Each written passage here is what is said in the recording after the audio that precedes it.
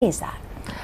I think the persecution and the discrimination goes back to how they were incorporated to the present day Ethiopia. About 100 years ago, they were conquered by the Ethiopian, the Abyssinian state that were able to get a modern weapon earlier. From that on, their size became a curse. Their size and the wealth, they contribute about 60% of the GDP. They're about 40% of the population.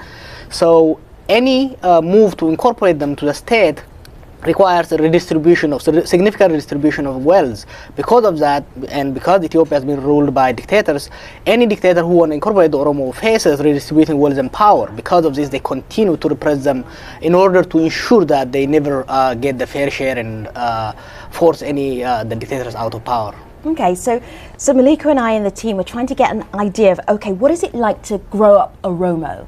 What is it that is actually happening to you to make you feel persecuted, Malika? You're right, and we got this video comment just on that, on what it is like to grow up as a member of the Oromo community, not in Ethiopia. Have a listen to this. I think often we take too lightly the power of identity and how being deprived of the opportunity to express that both socially and politically is both unjust and damaging.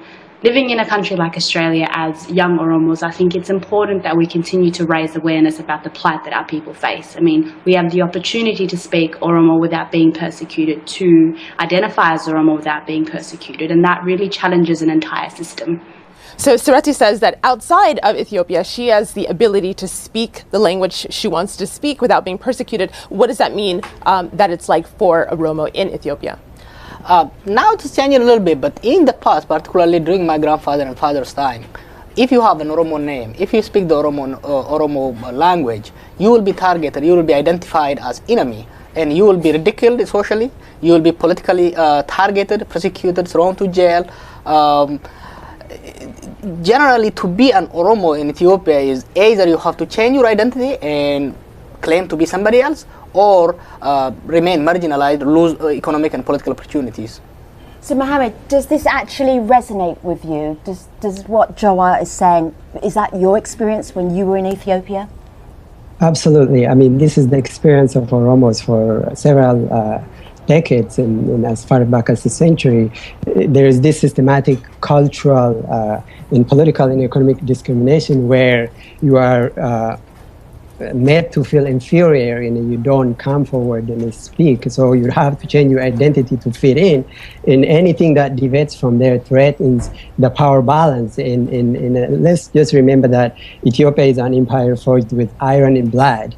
And what continues to happen to Oromo is to use the same tactic to hold on to power so that the power balance does not shift.